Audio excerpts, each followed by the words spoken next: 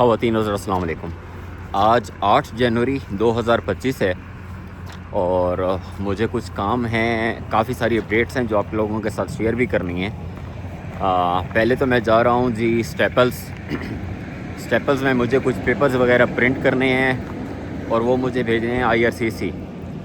आप लोगों ने पिछली वीडियो देखी होगी, मुझे PR कार्ड रिसीव हो गया, लेकिन PR कार्ड के ऊपर जो मेरी हाइट आई है वो गलत है। मेरी हाइट, वैसे मैं हाइट भी बता देता हूँ आप लोगों को अपनी। मेरी हाइट है 165, लेकिन मेरे जो PR कार्ड और जो अपना लैंडिंग पेपर होता है, कंफर्मेशन ऑफ परमानेंट रेजिडेंस, उसके ऊपर जो हाइट है वो 160 है। तो वो मुझे ठीक करानी है, क्योंकि यहाँ पर कनाडा में ये है कि आपका जो भी डॉक्यूमेंट जहाँ कहीं पर भी बनता है उसके ऊपर ये सारी इन्फॉर्मेशन होती है। तो मैं नहीं चाहता कि फ्यूचर में जाके किसी किस्म का कोई भी प्रॉब्लम हो। है तो सिर्फ 5 सेंटीमीटर्स का डिफरेंस, लेकिन उसको बेहतर यही है कि लगे हाथों इंसान ठीक ही करा दे। तो मैंने आज सुबह IRCC को कॉल की थी, मैंने बोला ये मसला है। तो उन्होंने बोला कि पहले आप जो आपका कंफर्मेशन ऑफ परमानेंट रेजिडेंस है, आप उसके ऊपर इसको ठीक करें। उसके बाद आपको एक लेटर आएगा, उसके अंदर प्रोसेस होगा कि आपने फिर PR कार्ड के ऊपर भी उसको करेक्ट कराना है। तो वो जब तक सिटीज़नशिप और मतलब बाकी पासपोर्ट वाले मामलात हों, तो ये पीछे जो काम जो है ये सीधा हुआ वो। तो अब मैं जा रहा हूँ स्टेपल्स, वहाँ से कुछ मुझे प्रिंट्स लेने हैं। फॉर्म वगैरह है जो मैंने फ़िल करके USB में डाल दी है, और वो प्रिंट करके फिर UPS DHL या कैनेडा पोस्ट, वो मैं देखता हूँ, उसके थ्रू जो है वो मुझे IRCC को भेज देना है। एक तो ये काम है। इसके अलावा मैंने एक्टिवली गाड़ी देखना शुरू कर दिया है।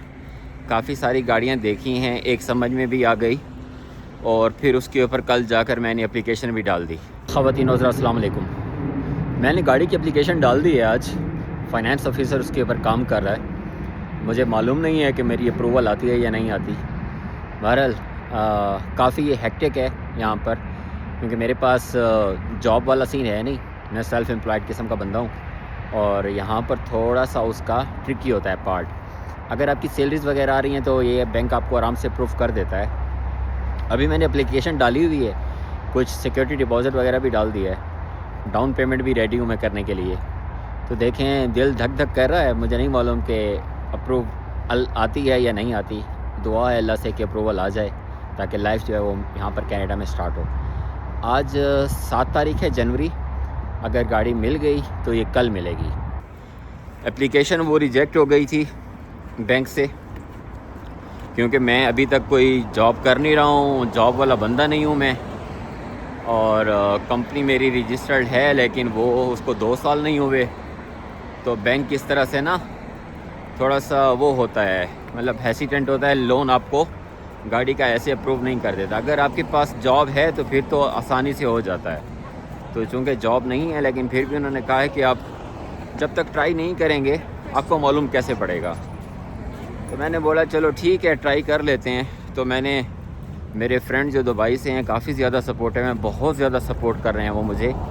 उन्होंने मेरी एप्लीकेशन में साथ में ना मुझे को साइन भी किया है, लेकिन उसके बावजूद भी वो एप्लीकेशन डिक्लाइन हो गई बैंक से। तो एप्लीकेशन रिजेक्ट होने के बाद उन्होंने मुझे कल कहा कि हमारा जो सीनियर है, उसको है कोई 20 ईयर्स प्लस का एक्सपीरियंस है उसे, तो वो आपके केस को देखेगा और आई होप कि आपका केस अप्रूव हो जाएगा। क्योंकि अब मेरे साथ एक को साइनर भी हैं। को साइनर को भी ज़्यादा टाइम नहीं हुआ, ये मसला है, और को साइनर के पास ऑलरेडी एक गाड़ी है। तो अब देखते हैं कि आज उनकी क्या अपडेट आती है, कि अप्रूव हो जाता है, कि अल्लाह करे अप्रूव हो जाता है तो 1-2 दिन के अंदर मेरे पास गाड़ी जो है ना आ जाएगी। गाड़ी आने के बाद मैं देखूँगा कि हो सकता है मुझे ओंटारियो शिफ्ट होना पड़े, या फिर मैं यहीं कैलगरी में रहूँ। वो मुझे अभी तक श्योर नहीं है कि मुझे क्या करना है, लेकिन ये कि गाड़ी जो है वो सबसे पहले जो मसला फंसा हुआ है गाड़ी का, वो हल होना चाहिए। अब गाड़ी का यहाँ पे सीन ये होता है कि 2-3 तरीके हैं गाड़ी लेने के। एक तो ये है कि आप फेसबुक मार्केट प्लेस से लें, कोई भी आप रैंडम किसी भी बंदे से जो गाड़ी सेल कर रहा है आप उससे ले लें। लेकिन उस गाड़ी में ये कि दुबई में वो सीन चलता था कि आप यूज़ गाड़ी ले लें, उसके अंदर अगर काम निकलता भी है तो आपका काम सस्ते में हो जाता था। यहाँ पर ये कि लेबर बहुत ज़्यादा एक्सपेंसिव है, तो लोग जो यूज़ गाड़ियाँ हैं उसको अवॉइड करते हैं। कुछ पता नहीं है कि उस गाड़ी के साथ क्या हुआ है। मसला गाड़ी लेने का नहीं है, मसला ये है कि उसके अंदर अगर कोई प्रॉब्लम है तो फिर तो समझ लें कि आपने अपनी कब्र ख़ुद खोद ली है। तो उस चीज़ को अवॉइड करने के लिए फिर होते हैं कुछ dealers kind of market place वाले डीलर्स भी होते हैं। जिस तरह से कैलगरी में हाउस ऑफ कार्स है। हाउस ऑफ कार्स के अंदर क्या होता है कि यहाँ पे गाड़ियाँ थोड़ी सी सर्टिफाइड होती हैं। बीच में हाउस ऑफ कार जो है काइंड ऑफ एक ब्रोकर है या मार्केट प्लेस है, वो असेस करता है गाड़ी को, और वो बीच में होता है। तो वहाँ पर आपको गाड़ियाँ मिलती हैं, लेकिन वो महंगी होती हैं। महंगी इस तरह से होती हैं कि जो 2025 मॉडल की इस टाइम पर जो गाड़ी की प्राइस है, वो गाड़ी आपको मिलेगी 2022 मॉडल और 21 मॉडल, उतनी मतलब तकरीबन 50,000 किलोमीटर के आसपास चली हुई। वो गाड़ी 50,000 चली हुई 3 साल पुरानी सेम प्राइस के ऊपर मिलेगी जो आपको नई गाड़ी मिलेगी यहाँ पे। तो ये सारे फैक्टर्स को अगर देखा जाए तो आपको नई गाड़ी ही ख़रीदनी चाहिए। लेकिन नई गाड़ी की जो अप्रूवल है वो ख़ासा मुश्किल काम है। नई गाड़ी होती है जी डीलर्स के पास, ठीक है। और डीलर्स का सीन ये होता है कि इनका जो अप्रूवल रेट है वो थोड़ा सा कम होता है as compare to house of cars हो गए या ये दूसरी तीसरी जो कंपनीज़ होती हैं, जो मार्केट प्लेसेस होती हैं। अब मसला यहाँ पर मेरे साथ जो बना हुआ है वो ये है कि मेरे पास पे स्टब्स नहीं है। पे स्टब्स मतलब सैलरी स्लिप्स को बोलते हैं। तो सैलरी स्लिप्स मेरे पास यहाँ पर नहीं है और मैं सेल्फ़ एम्प्लॉयड बंदा हूँ। सेल्फ़ एम्प्लॉयड बंदे के किसी भी तरह का जो लोन अप्रूवल होता है, चाहे वो घर की मॉर्गेज ले लें या गाड़ी ले लें, वो थोड़ा सा मुश्किल होता है। मेरे पास कंपनी तो अपनी है, लेकिन उसका कोई 2 साल नहीं हुए, तो इस वजह से उसका जो हिस्ट्री है, क्रेडिट हिस्ट्री, वो नहीं है। मेरी अपनी क्रेडिट हिस्ट्री अगर मैं 7-8 महीने मुझे हो चुके होते तो भी इतना मसला ना आता। लेकिन अभी जो मसला फंसा हुआ है वो अप्रूवल का फंसा हुआ है। देखें कि आज अप्रूवल आती है या नहीं आती। अगर नहीं आती तो फिर मैं वही करूँगा कि थोड़ा सा इसको पास करूँगा।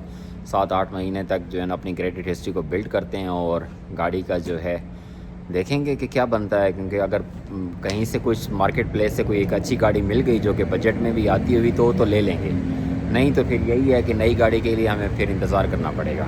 इसके साथ एक चीज़ और होती है, उसको बोलते हैं क्रेडिट चेक।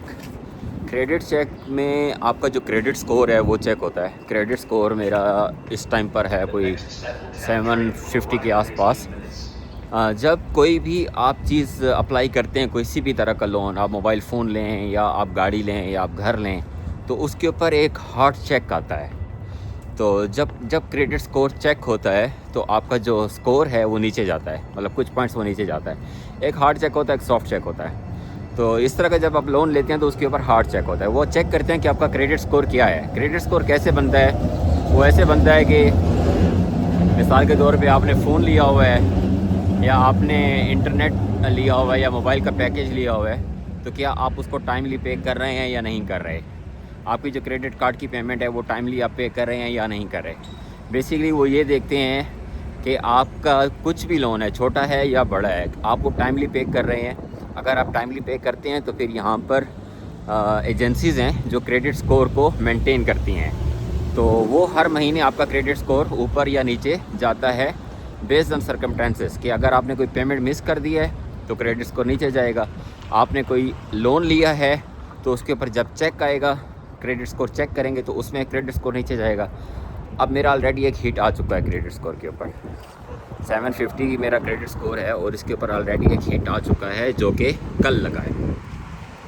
तो उसी ही एक ही हिट को मैं रखूँगा। मैं इसके बाद फिर से अब दूसरा किसी भी तरह का जो चेक है वो नहीं कराऊँगा, ताकि ये मज़ीद नीचे ना जाए और आगे वाला जो लेंडर है वो ये ना देखे कि यार ये हर जगह पे ट्राई कर रहा है और इसको मिल नहीं रहा, तो ये रिस्की किस्म का बंदा है, यू नो। तो ये जो चेक ऑलरेडी आ चुका है सो आ चुका है। इसके ऊपर देखते हैं, अगर अप्रूवल मिल जाती है तो बहुत अच्छा है, जो नहीं मिलती तो फिर हमें इंतज़ार करना पड़ेगा और तो कोई चारा नहीं है। ठीक है जी, अभी मैं पहुंच रहा हूं तकरीबन स्टेपल्स। तो स्टेपल्स में से ये जो काम है ये कंप्लीट करते हैं, IRCC को भेजते हैं। फिर उसके बाद देखना है, मुझे डीलर के पास जाना है, उससे बात करनी है, कॉल करनी है। तो जो भी बनता है मैं फिर आप लोगों को अपडेट करूँगा। अच्छा, स्टेपल्स का फंडा ये होता है कि यहाँ पर मशीनें लगी होती हैं, आपको कार्ड से पेमेंट करनी होती है। जितना आपका बिल बनता है वो काट लेते हैं, बाकी आपको वापस कर देते हैं।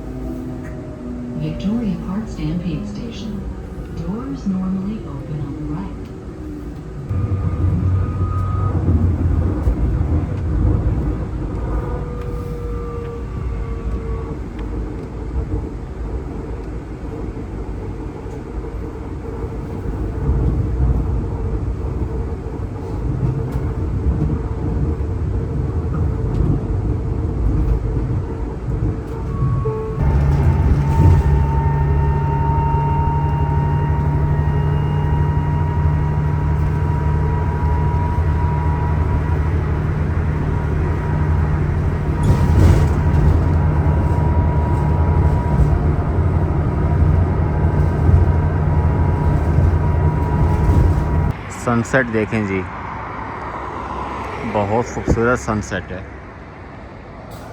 मैं खड़ा हुआ हूँ बस स्टॉप पे, गाड़ी के चक्कर में घूम रहा हूँ। देखें इंशाल्लाह कुछ ना कुछ दिन तक जो है ना गाड़ी वाला कोई सीन जो है उसकी न्यूज़ आ जाएगी और फिर आप लोगों के साथ शेयर करेंगे। अभी तो बस का इंतज़ार है।